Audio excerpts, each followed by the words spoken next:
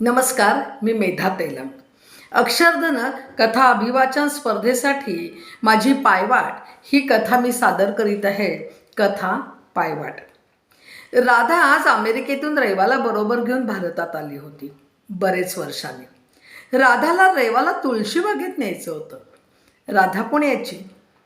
आता राधाला त्या गर्दीत शिरून काय घेऊ काय नको असं झालं होतं.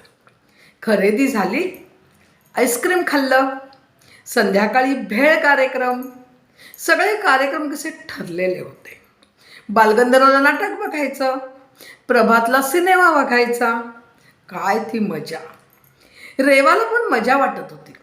आईचं बालपण ती अनुभवण्या एवढी मोठी झाली होती. राधा म्हणाली, रेवा आता जाऊ आपण मी लहानपणी जिथे राहत होते ना त्या रस्त्याला. हे बघ, इथून एक पायवाट जाते, तिथून एक बोळ, त्याच्या शेवटी एक मैदान आहे. ते पार केलं की परत एक मोठा रस्ता, त्या रस्त्याच्या शेवटी एक वाडा. तो माझ्या बालपणचा वाडा. वाड्याला मोठा दिंडी दरवाजा आहे. रेवाला यातले बरेचसे शब्द नवीन होते, पण तिने काही बोलायचं नाही, फक्त आईचा आनंद अनुभवायचा असं ठरवलं होतं.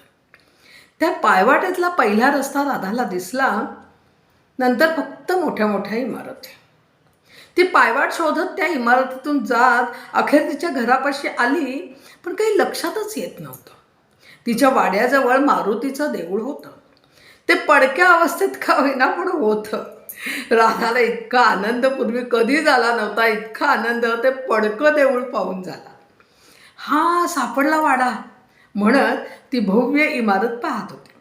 तेवढ्यात तिची बालपणची मैत्रीण लता साक्षात पुढे उभी. नजरानजर झाली. एका क्षणात दोघी ओरडल्या, राधा, अगं लता, अगं किती वर्षांनी, चल चल आत्ता ताबडतोब घरी चल. पण तू इथेच राहतेस? हो. आई बाबा गेले, मग माझं ऑफिस इथून जवळ, दादा अमेरिकेत असतो, हा फ्लॅट रिकामाच होता. अगं आपली वाड्यात जाण्याची पाऊलवाट तशीच आहे. वाव, किती छान वाटतंय. ही माझी रेवा. सहज सहज रेवा हसत म्हणाली, हाय मावशी. लता खूपच खुश झाली. अगं इथे तो मोठा दगड होता, आपण गप्पा मारायचो, आवळीचं झाड, तो कारखाना आहे का गं? आत्ता काही नाही अगं. त्या अक्का माई सारख्या रागवायच्या ना आपल्याला. आणि तो पाणी भरण्याचा नळ, त्यावरची ती काकू मामींची भांडणं. अगं जरा थांबशील की नाही? जरा शांत बैस, बघ किती दमली आहेस. अगं आपल्या बालपणची पाऊलवाट आठवली आणि बालपण समोर धावत आलं गं. तू कशी आहेस? मी मस्त. आई फारच थकली आहे गं. तिला भेटायला आले. गेल्या वेळी आले होते तेव्हा बाबा गेले, मग मी कुठेच गेले नाही. अगं त्या मेधा, स्मिता, जया, सुरेखा, मृदुला, निलिमा तो कुठे असतात गं? आपण वाड्याच्या मागच्या पाऊलवाटेने जायचो, तिथे चिंचेचं झाड होतं, तो पार होता, ते तरी आहे का? मला पूर्वीचं काही जसंच्या तसं बघायचंय. सगळंच बदललंय अगं. पण छान वाटतं बरं का हा बदल सुद्धा. वाड्यातला हा फ्लॅट आहे असं वाटतच नाही. तू किती छान केलंयस इंटिरियर. ओ हो हो हो, ही करामत माझ्या लेकीची. अगं मी तुझं काहीच विचारलं नाही, काय बडबडत बसले? हो, माझी लेक अंजली.